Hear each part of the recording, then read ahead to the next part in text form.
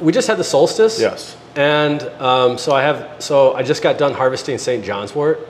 And so that's fresh on my mind, and that's fresh on my drying rack right now too. Sure.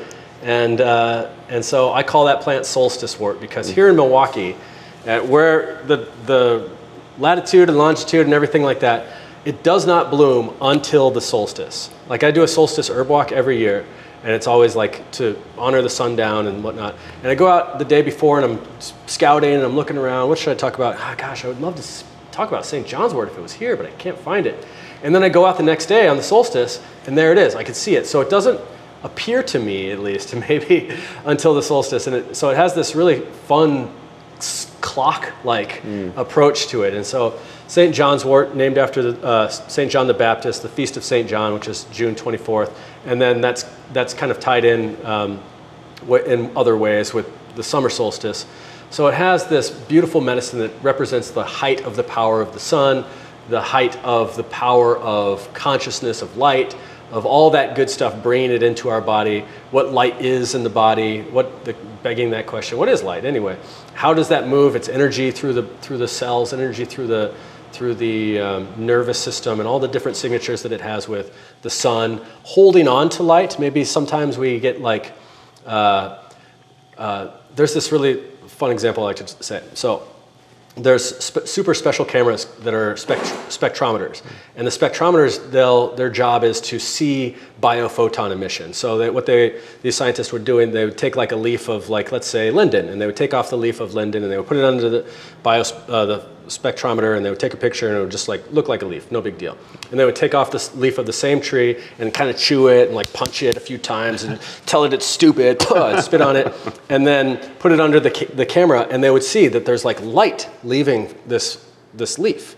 So the biophotons, it's like its internal light starts to leak away. And then they would do it a third time, and they would take the leaf and like they would like pick up some dog poop with it and like leave it in the car and like do all the stuff to make it like really stressed out. And they would take a picture of it and it would just like, it's like glowing. And so what this is showing is that when you're under a lot of stress, when something's under a lot of stress, a leaf, your hand, your body, your person, you leak light. It leaks away. It falls away from you. And that light is biophotons. And it's really important to consolidate that and keep it. Little babies have a really strong amount of light. That's why when you hold a baby, you can feel just healed. It's just like, it holds that into you. And the signature that I see when you hold up the leaf of St. John's wort to the sun, and you can see all of those little holes in there, to me, that is the signature telling me that this is a plant for that light that we've leaked out. Maybe metaphysically because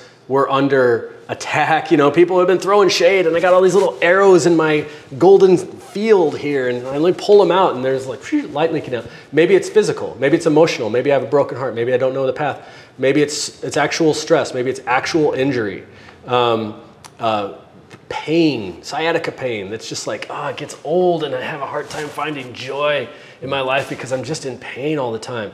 So St. John's wort helps us consolidate that light that's leaving our body, the biophotons, we could say, like, you know, in some ways too. But to me, I just think of it as like spiritual light, physical light, emotional light, all that stuff kind of rolled into one category of light. And there it is on the summer solstice when we have the most light, the most amount of light in the day. And of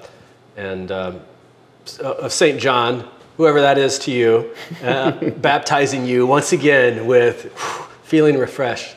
And so, yeah, St. John's wort's on my mind. That was our herb of the week a few of them ago. And yeah.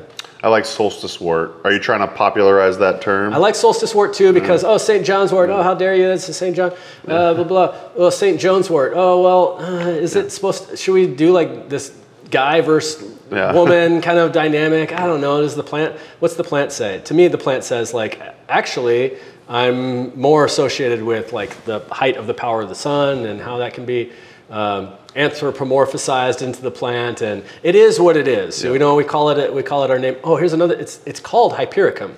Hyper, above, icum, icon, idol, idolatry. That which takes away our light. I have this idea or this idol worship of a political figure or my sports team or or the way that you should act, or something like that. And for me, that consensual idolatry worship, I guess, so to speak, or relationship loses my own authority, it loses my own light.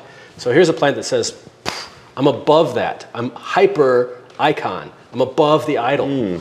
And so that to me, that makes a lot of sense. Have you ever used St. John's wort or Solstice wort like satanically for yourself? And has it been beneficial for you? Like tonically? As in like do you ever take it on a regular basis, or has there been a point? Oh yeah? Yeah. Can you tell us like what that's like, or? Yeah, I would say, so I have some hanging above my door. Oh, nice. So I don't think about like I have to explain the degrees of, I think that physicality is brought about by the condensation from spirit. So I have to put that first, and I think that spirit, then emotion, then finally I get physical pain.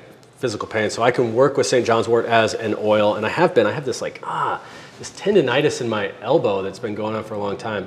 So I work with St. John's wort for that. It's actually getting better. It's really slow, but to me, in my healing relationship, I'm thinking to myself, like, what does my elbow mean? What does my left side mean? Like, how have I let this part of my body been exposed to injury? Like, what do I have to think about in a greater perspective? And I think that that's really personal, and it's not something that like there's necessarily an equation for everyone. It's a self-inquiry. Sure. And so I think about that when I'm working with St. John's wort, because to me, St. John's wort, that's part of the medicine, is that it affords me that bandwidth to explore these types of things. It shines the light on these dark ideas that I can't seem to wrap my head around. I like it as a tincture. I love it as a tincture. It's really helpful to me in the sun. I feel like it really helps me like shine inside and sparklify my mood, I guess. So I've been taking the tincture lately, so I was just kind of curious too. Yeah. And what is your experience? I mean, I've been taking like pretty small amounts for the past month or so, but yeah, I do feel like it has been beneficial to my overall mood. I'd say I've had more sunny days than not. Of course, there's still the down times, but yeah, I think it's been super helpful. It was recommended to me by an herbalist, so yeah. Nice. Yeah. Hey everyone, this is Mason with HerbRally. Thanks so much for watching today's video. If you liked it, please give it a thumbs up, and also go ahead and subscribe. We come out with new herbal content each and every week. If you didn't know, HerbRally also lists Herbalism events. We list Herbalism events chronologically. We list them also by state. So you could just go ahead and search by Oregon or Wisconsin or wherever you live. You can find out what herbalism events are happening in your neck of the woods. We also list herbalism events, virtual herbal events. So if you can't make it to an in-person conference or plant walk, we list lots of virtual events as well. To find out more, you could go to herbrally.com/events or herbrally.com/virtual. But if you can help it, I would highly recommend trying to go to an herbalism conference. Those are some of the best learning experiences I've ever had, and that's where you can find different herbal teachers, and then maybe you could perhaps take their apprenticeship. But yeah, just do what you can. Get out there and learn about the herbs, like yarrow, dandelion, corn, all the above, like all the medicinal herbs. And we'll see you out there. Hope to see you at an herb conference. All right, bye.